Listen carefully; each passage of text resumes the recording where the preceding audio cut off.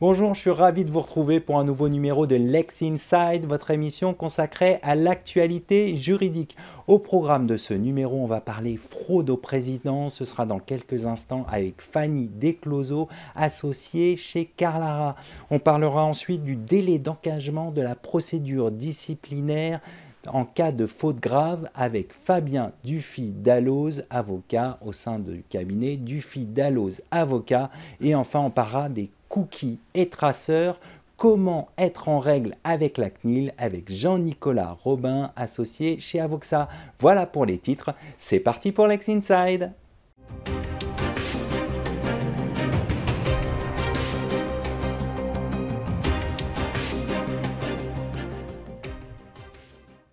Pour débuter ce Lex Inside, on va s'intéresser à un sujet crucial pour les entreprises, la fraude au président. Pour évoquer ce sujet, j'ai le plaisir de recevoir Fanny Descloseaux, associée au sein du cabinet Carlara. Fanny, bonjour. Bonjour Arnaud, merci de me recevoir. Pour bien comprendre ce phénomène, qu'est-ce que la fraude au président ? Alors, la fraude au président, en fait, c'est une escroquerie aux faux ordres de virement international. Comment ça se passe? En pratique, un individu qui usurpe l'identité du dirigeant de la société, de la filiale, de la maison mère, de la holding, prend contact avec un salarié, en général du service comptable ou du service financier, et sous couvert d'une opération extrêmement confidentielle, urgente, par exemple l'acquisition d'une société, une fusion, va obtenir de cette personne qu'elle effectue des virements à l'étranger, en général à son profit. Alors maintenant qu'on a une meilleure compréhension de ce qu'est la fraude au président et de son ampleur, examinons un peu les étapes cruciales lorsqu'une entreprise y est confrontée. Comment réagir face à une fraude au président ? Alors, vous faites bien de poser la question, puisqu'effectivement, vous le rappeliez, ces fraudes sont très importantes.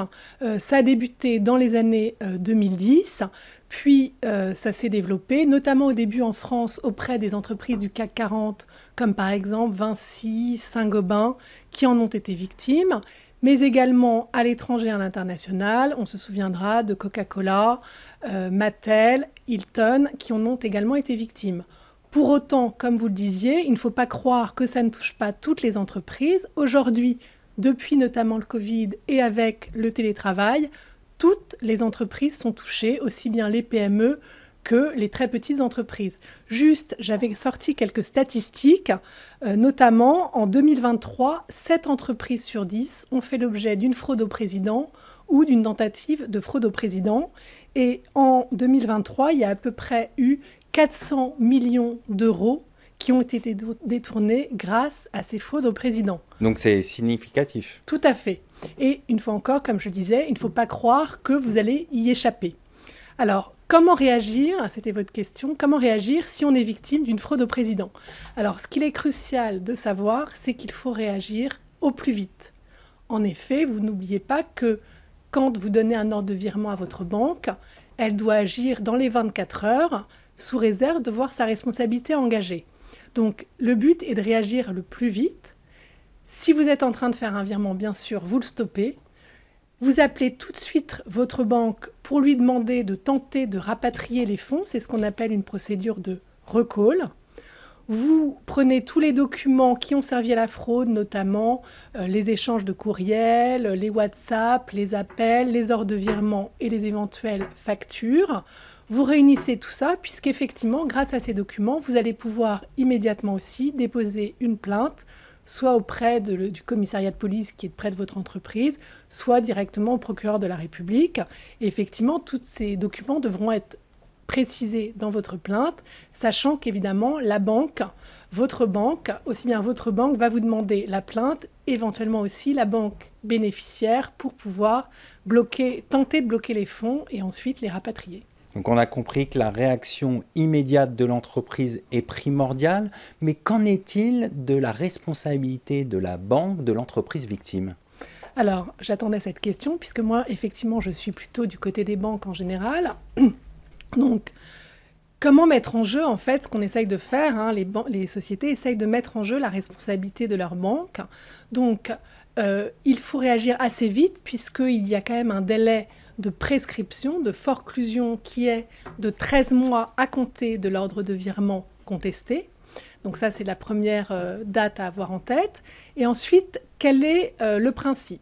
Donc le principe en matière de responsabilité du banquier, c'est le principe de non-ingérence, non-immixtion dans les affaires de son client.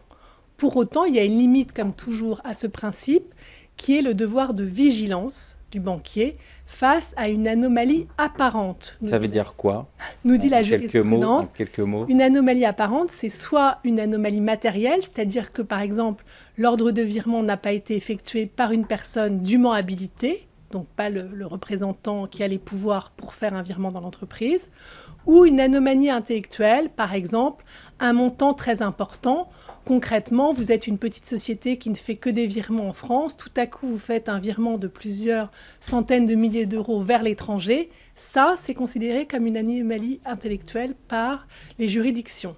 Donc, dans ce cas-là, comment va se défendre la banque ? Puisque quand même, les banques, qui voient souvent leur responsabilité mise en jeu, tentent de s'exonérer de leur responsabilité. Comment peut-elle faire ?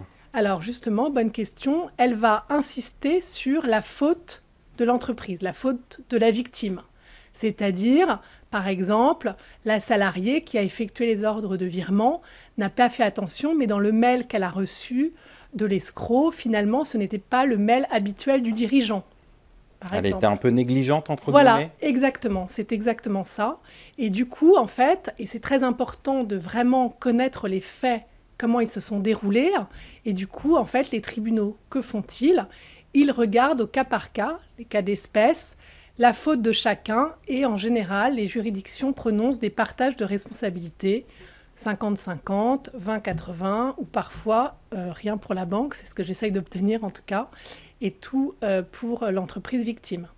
Pour terminer, est-ce qu'on peut se prémunir de ce type d'escroquerie ? Comment fait-on ? Alors oui, je pense qu'on peut, en étant vigilant, notamment, par exemple, il faut qu'il y ait des procédures internes qui soient appliquées et qui soient transmises à ses collaborateurs pour les informer des procédures en matière de virement.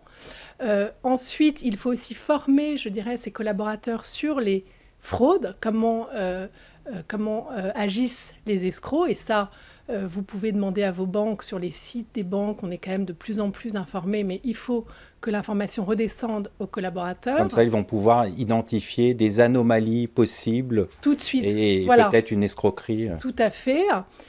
Il faut aussi ne pas, quand on est salarié, qu'on a un doute, il ne faut pas céder à la pression, l'urgence qui est mise par l'escroc et ne pas hésiter à vérifier, à faire un contre-appel, à vérifier les factures et à appliquer la procédure habituelle. Je pense qu'en étant comme ça très diligent. Et puis oui, dernière chose qui est importante, je pense, il faut que les entreprises soient vigilantes sur les informations qu'elles diffusent à l'extérieur, notamment sur les réseaux sociaux et sur Internet, puisque souvent c'est comme ça que les escrocs ont les informations. Vous vous souviendrez sûrement de cette énorme escroquerie qui est arrivée en début de l'année 2024 à Hong Kong, où une société a fait pour 26 millions de dollars de virements. C'était une deepfake, vous vous souvenez, où en fait le salarié victime était en visioconférence avec ses dirigeants. Et il pensait que c'était eux qui lui donnaient l'ordre de faire des virements. Et en fait, on a découvert après coup, malheureusement, que les vidéos des dirigeants avaient été trouvées sur Internet par l'IA qui avait pu l'utiliser, ainsi que les voix pour donner des fausses instructions aux salariés. Donc vraiment, il ne faut pas penser que ça arrive qu'aux autres, il faut être vigilant. Et malheureusement, les escrocs ont toujours un peu un temps d'avance.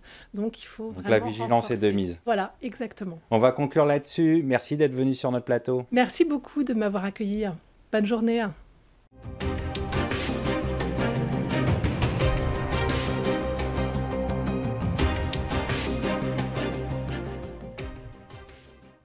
On poursuit ce Lex Inside et on va parler du délai d'engagement de la procédure disciplinaire en cas de faute grave avec mon invité Fabien Dufy-Dalloz, avocat, fondateur du cabinet Dufy-Dalloz Avocat. Fabien, bonjour. Bonjour Arnaud. Alors tout d'abord, on va aborder la question donc, du délai d'engagement de la procédure disciplinaire en cas de faute grave. Mais avant d'examiner cette question, quelle est la définition légale d'une faute grave en droit du travail? Alors, comme son nom l'indique, la faute grave, c'est la faute d'une gravité telle qu'elle fait obstacle au maintien du salarié dans les effectifs de l'entreprise pendant le temps de son préavis. Qu'est-ce que ça veut dire concrètement? Ça veut dire que l'employeur doit écarter le salarié fautif immédiatement du reste de la communauté de travail. Il faut qu'il agisse très vite pour qu'il n'y ait plus ce pouvoir de nuisance du salarié, je dirais. La faute grave typique, je dirais, c'est le harcèlement sexuel, par exemple. On a aussi en tête les agressions verbales, physiques, de salariés à l'encontre de leur employeur ou de leurs collègues de travail. Ça, c'est une faute grave de manière quasi systématique. Alors maintenant qu'on a ce cadre de la faute grave, on va s'intéresser au cadre juridique, les textes de loi qui régissent la procédure de licenciement pour faute grave. Quels sont-ils? Alors, il n'y a pas de texte à proprement parler, je dirais, dans le Code du travail, pas de texte qui régirait de manière spécifique la procédure de licenciement pour faute grave. Il faut donc se référer aux textes qui régissent d'une part, de manière générale, la procédure de licenciement pour faute personnel, pour motif personnel, pardon. Ce sont les articles L1232-1 et suivants.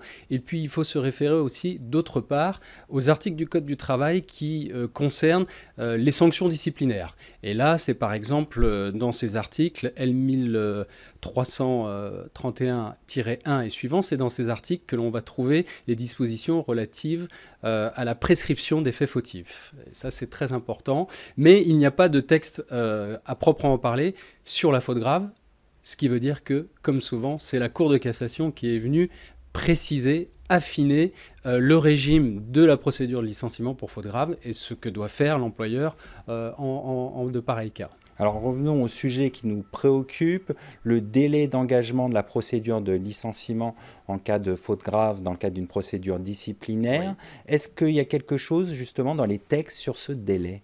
Alors, dans les textes, il y a un délai posé par le Code du travail, un délai maximum de 2 mois. C'est-à-dire que le Code du travail impose à l'employeur d'agir dans un délai de 2 mois maximum dès lors qu'il a connaissance des faits fautifs.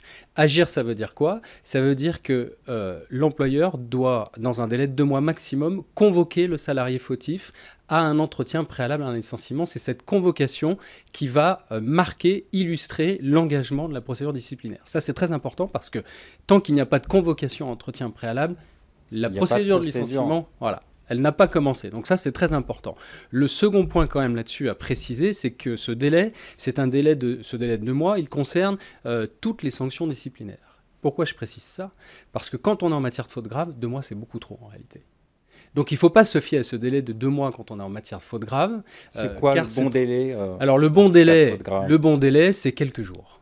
Voilà. Il faut aller vite. Il faut aller vite. C'est la gravité de la faute qui impose un délai court. Comme je le disais en préambule, la faute grave, c'est celle qui fait obstacle au maintien du salarié dans l'entreprise pendant l'exécution de son préavis. Donc il faut aller vite, tout au plus 1 semaine, et je dirais même qu'une semaine pour agir à compter de la connaissance des faits fautifs, c'est déjà presque trop.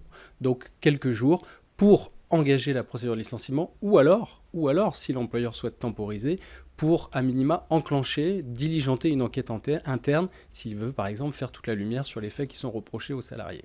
Que dit la jurisprudence sur cette question de manière générale? Alors, la jurisprudence, évidemment, elle est assez exigeante là-dessus. Elle impose à l'employeur d'agir, elle dit, dans un délai restreint. Donc un délai restreint, elle ne l'a pas quantifié en termes de jours, elle ne l'a pas traduit en nombre de jours, en nombre de semaines, mais dans un délai restreint, ça veut dire ce que ça veut dire. Ça veut dire que, c'est ce que je vous disais, pour la Cour de cassation, l'employeur doit réagir dans les heures, dans les jours qui suivent, dès lors qu'il est sur des faits qui sont susceptibles, dès lors qu'il est confronté à des faits qui sont susceptibles de revêtir la qualification de faute grave. Alors ces interprétations ont des conséquences pratiques pour l'employeur. Quelles sont les conséquences pour l'employeur qui ne respecterait pas ce délai que vous dites restreint? Ouais. Alors l'employeur, s'il tarde trop à réagir, à agir, la jurisprudence va considérer, enfin en tout cas les juges du fond vont considérer que c'est parce qu'ils estimaient qu'il n'y avait pas urgence à agir et que donc les faits auxquels il était confronté n'étaient pas des faits graves. Donc le risque en cas de contentieux, c'est que le juge requalifie la faute grave soit en faute simple, en disant on n'est pas sur une faute grave, on est sur une faute simple, sérieuse, ou on est même sur une absence de faute. Donc le risque, c'est soit une requalification du degré de la faute, soit que le juge dise qu'il n'y a pas de faute du tout. Et avec les conséquences financières, indemnitaires que cela comporte. Donc attention à cela. Alors pour terminer, quelques recommandations justement pour respecter ce délai? Oui, alors le mot d'ordre, je l'ai dit, c'est faites vite. Voilà. Et faites vite, ça veut dire quoi? Ça veut dire soit dès que vous avez connaissance de faits susceptibles de revêtir la qualification de faute grave, vous convoquez immédiatement à un entretien préalable et au besoin, et c'est plutôt conseillé, vous mettez le salarié, vous le mettez à pied à titre conservatoire dans l'attente de la prise de décision. Ça, c'est la première chose. Après, on peut comprendre que l'employeur n'ait pas spécialement envie de se précipiter, surtout quand on connaît les risques qu'il peut y avoir ensuite derrière en cas de prud'homme, de contentieux prud'homal. Donc, si l'employeur ne souhaite pas se précipiter, qu'il diligente une enquête. Mais là encore, rapidement. C'est-à-dire si on est sur des faits complexes, où il y a plusieurs salariés qui sont concernés, c'est souvent le cas dans les affaires de harcèlement sexuel, où il y a plusieurs salariés à auditionner, à entendre. Eh bien, qu'est-ce qu'on fait là?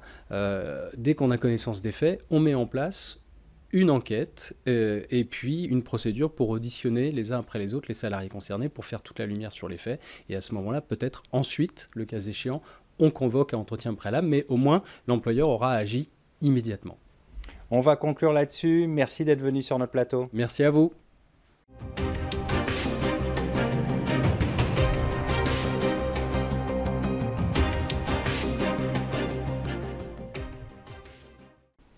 Nous allons nous intéresser aux cookies et traceurs. Comment être en règle avec la CNIL? On en parle tout de suite avec mon invité, Jean-Nicolas Robin, avocat chez Avoxa. Jean-Nicolas, bonjour. Bonjour Arnaud.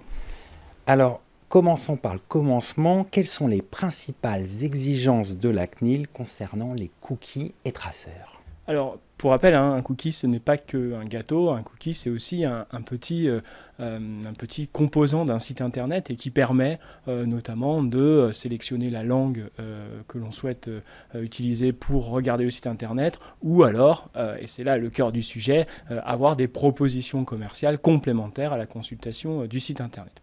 Donc la CNIL, elle est assez claire au départ dans ses exigences. Elle demande une transparence sur la gestion des cookies et cette transparence se matérialise notamment par un consentement et donc il faut que l'utilisateur consente à l'insertion de cookies sur le site internet consulté.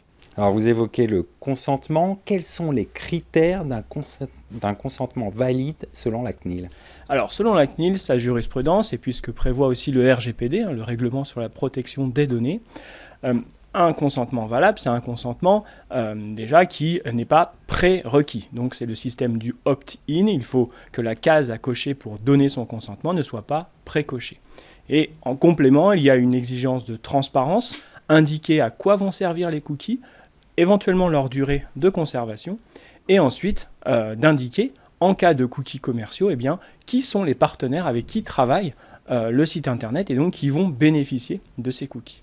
On voit que ces critères sont effectivement essentiels, mais comment informer correctement les internautes sur l'utilisation de ces cookies? Alors c'est assez simple, puisque la CNIL nous recommande et nous demande de mettre un affichage dès la première consultation du site internet. C'est-à-dire que l'utilisateur se rend sur le site internet et avant même de consulter, il doit être informé et valider, le cas échéant, eh bien, la possibilité d'avoir des cookies. S'il ne le fait pas, il est informé et donc que la page ne sera pas affichée.